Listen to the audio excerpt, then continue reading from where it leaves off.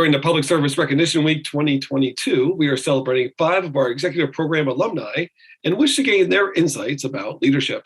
Today, we're happy to feature Sabrina Lewellen.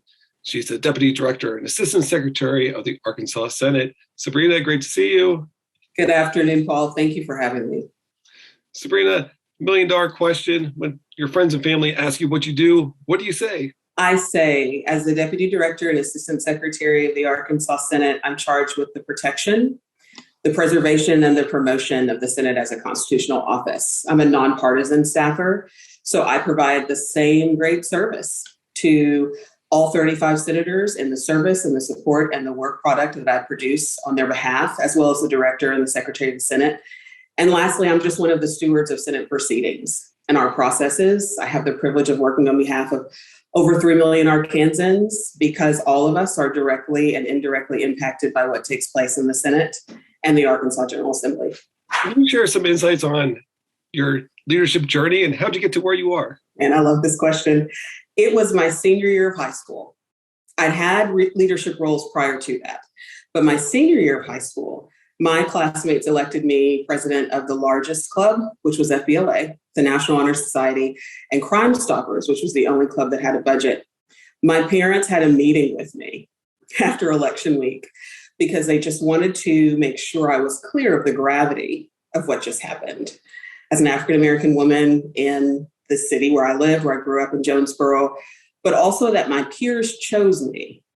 They invested their vote in me because they saw something in me that they wanted to have at the apex position of the club. And so they impressed upon me never to take that for granted, never to disrespect or misuse an opportunity that you're granted when it comes to leadership. So that year was so impactful, and that conversation was impactful. It was the first time I really had an awareness of leadership responsibilities and what it means for peers to trust you, to be an ambassador, to collaborate with others.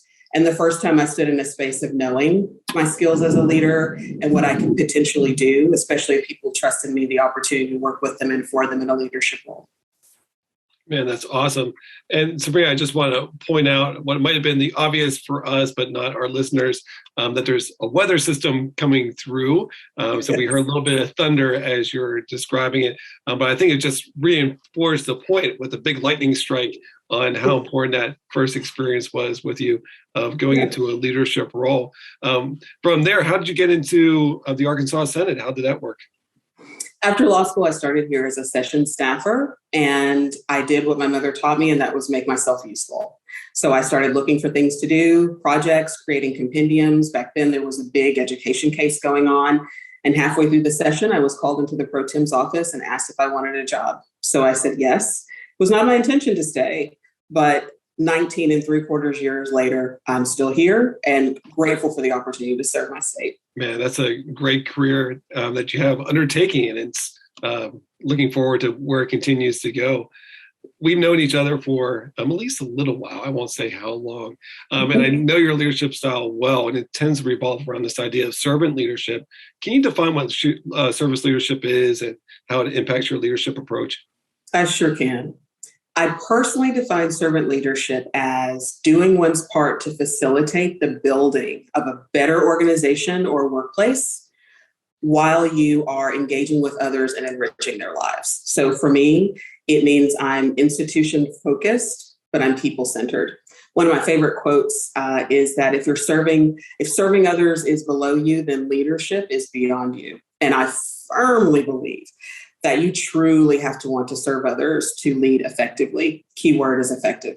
So I came into servant leadership honestly. My daddy was a pastor and a minister. My mother was an educator, and they taught me everything that I know. So two of the main principles that I follow, first and foremost, here at the Senate is I work hard to ensure that I am clear on what the institution is, what it means, what it needs, and what it requires at any time and place where we are in our processes here in a year. And the second part is, as I work alongside senators and staff and other stakeholders in our joint effort to make sure that the Senate maintains its integrity and its fluidity, is I meet them where they are, which is the servant piece. Meet them where they are and whatever's going on, first and foremost, always though, as human beings. I want to learn more about this interpersonal dynamic that you're describing. But first, can you frame it around institutions, and how do you describe the institution in which you currently work? Legislative institutions are unique engines of our society. They really are brilliant machines, but there's a lot of hierarchy in terms of working for senators, for, in my case, a principal. But at the end of the day, we are all very important bones in a beautiful face that you see. As staff, we are the infrastructure. We are the skeleton. We hold it up. We keep it moving no matter the face. Because legislators, term limited states or not, eventually they come and go. But what is remaining, what's standing is the institution and the hierarchy inside.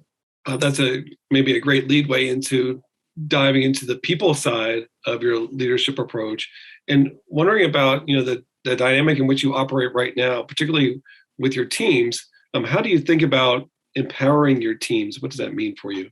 Boy, it's been a tough couple of years for humanity, for sure, facing COVID. And it was a reminder for me of the importance, and that without my staff, not much I can do. So empowering my team is important, and it means cheering them upward, but also forward motion. Again, meeting them where they are, not forgetting that I am surrounded by amazing and intelligent human beings. And that starts first and foremost with listening. I need to ask them how they are, what they need. I never assume that I know, even though I may have known the job, I used to do it, I know their job duties. I ask them what they need to feel empowered, because I think the baseline of a successful organization is supporting one another. It's just essential, especially in public service. And when you are supporting one another, you're empowering one another. And I think that builds teams of people who believe in what they're doing. When you're looking at the institutional level, of the work that you do, recognizing, you work with a specific team, but they're working with a variety of stakeholders, and I'll let you define what stakeholders means within your environment. I can guess, but I'll leave it to you to be able to define the stakeholder side.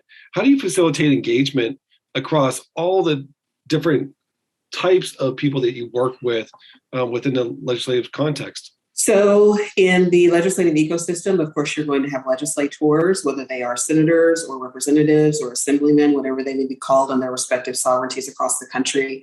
You have lobbyists, you have the public, you have staff. And then you have just the infrastructure piece, the buildings in which we work. Often they are proprietors, such as the Secretary of State's office, et cetera. So we have the infrastructure around this engine that we have, the legislature. But it's really simple for me. My mother taught me that there is nothing small that I do in this life, especially in this job. So every transaction, every email, every exchange, every conversation, every piece of correspondence, it all matters. And so I treat it that way. So that's the foundation. Whatever I'm doing in this moment really does matter. And once again, I go back to listening. I've mastered the art of not really talking about myself in this atmosphere. It really is just an information space and place. So people are calling me because they have a need, they have something they want to assign to me, they have something they want me to facilitate. That is my job, is to listen, facilitate, and make it happen to the best of my ability. And where appropriate, especially with my team and my colleagues, I remember their full humanity. So I'm a huge thank you note sender. I try to engage in writing. My mother would say, if people matter to you, write it down. They'll need to read it one day and remember what you said. So I send lots of thank you notes, lots of thank you emails, birthday remembrances, and other types of remembrances of what matter to people, so that they know that I see them for all that they are, not just what they do. I love that. And, reinforces in some ways this interaction that you have with teams and seeing yourself as a servant leader within this space. I suspect that, part of that is also a confidence component. How do you build confidence within your team? And does that look different than how you build confidence with yourself? So I build confidence with myself through personal and professional reflection, because I personally think that confidence can be cumulative. So I just rewind the tape and I spend time when I'm feeling down or I need a boost of remembering what I've accomplished to date, how I got here, how I improvised, how I may have become creative and was an overcomer in specific situations to reach where I am today, here with you, Paul. So I need to reflect. I reflect on my successes and the lessons learned, and it's very intentional. And it helps me to stand in the reality of where I am fully. I'm not in denial.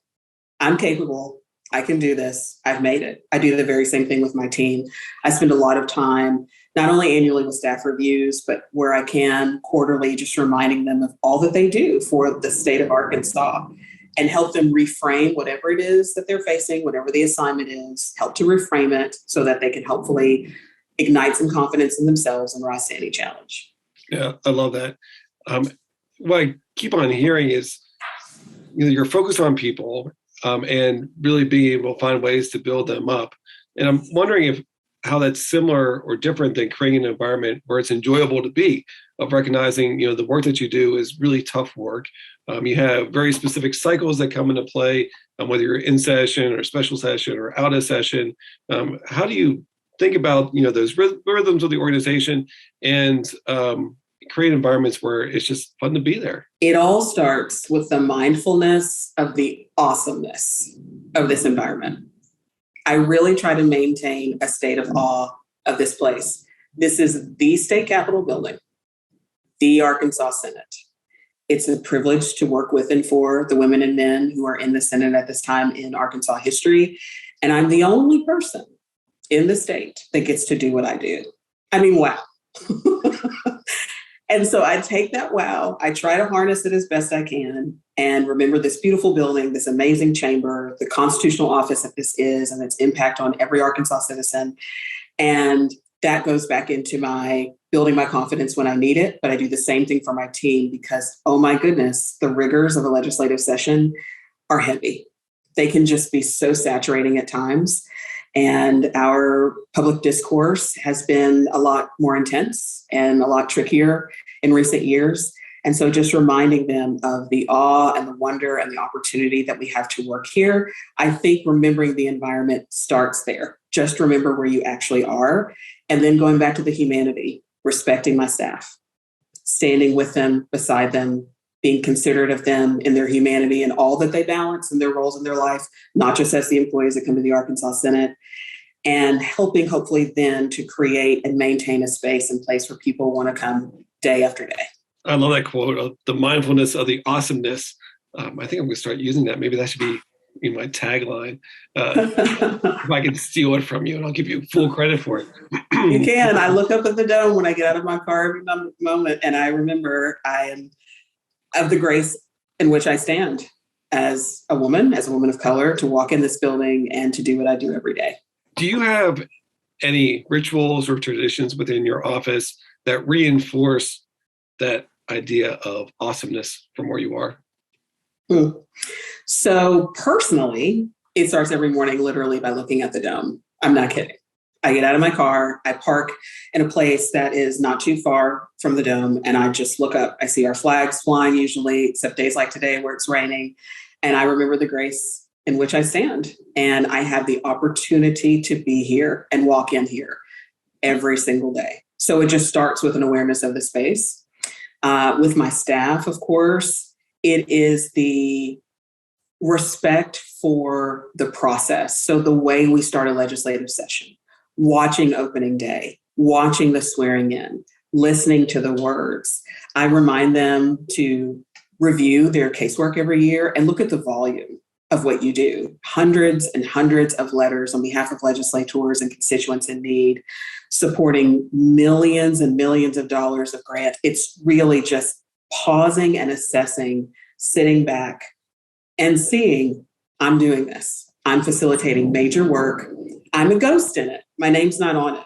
But without me and my skill set and my contribution, this may or may not be happening this way.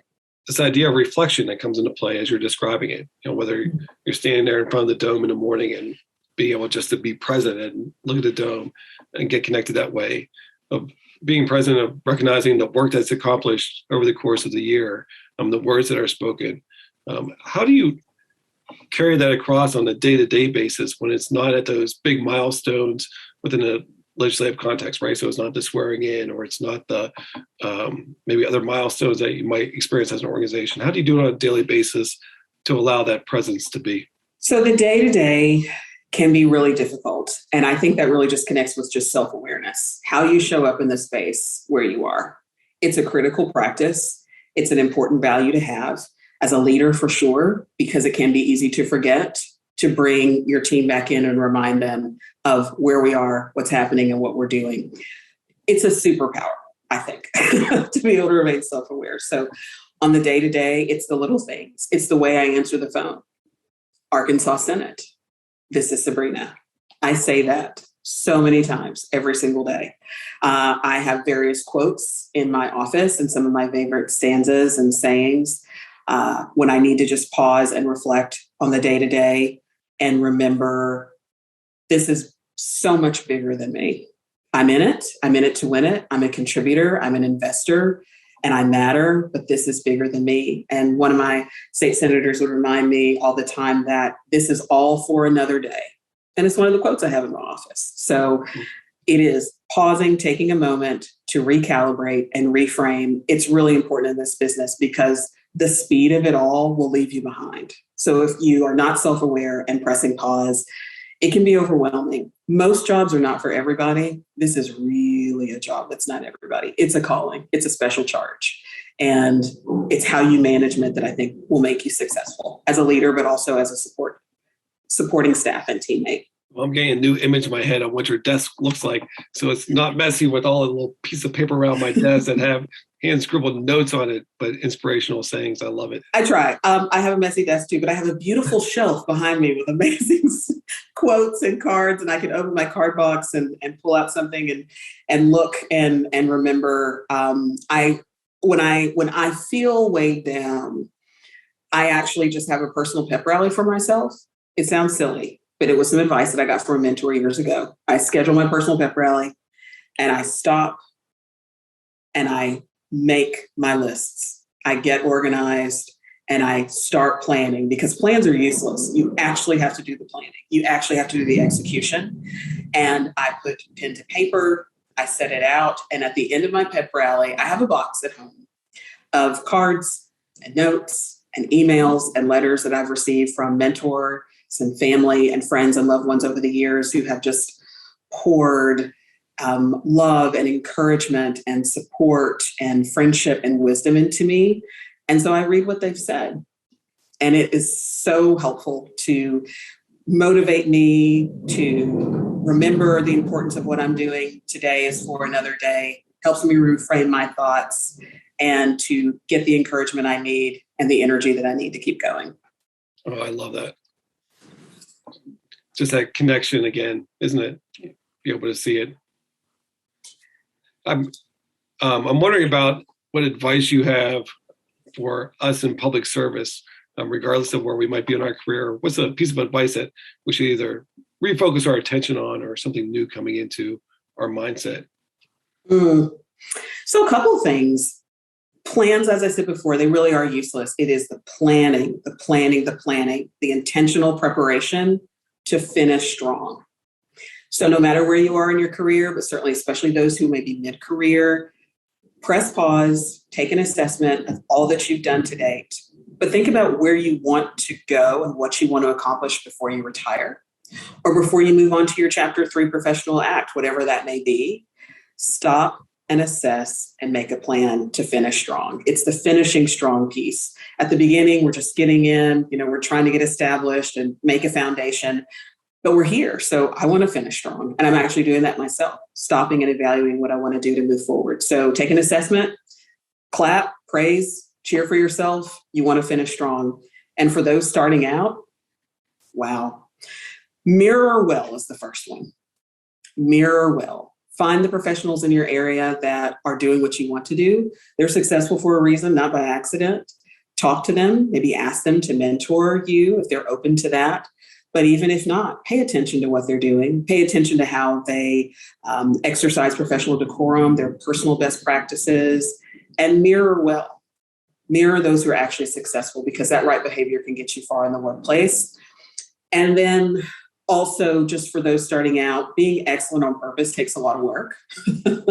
It really does. But it starts with being a student of the process. Show up every day, ready to work and be a student, no matter what you know in your job. Pay attention, ask questions. And I think in this day and age, it's important to be willing to learn more and more and more.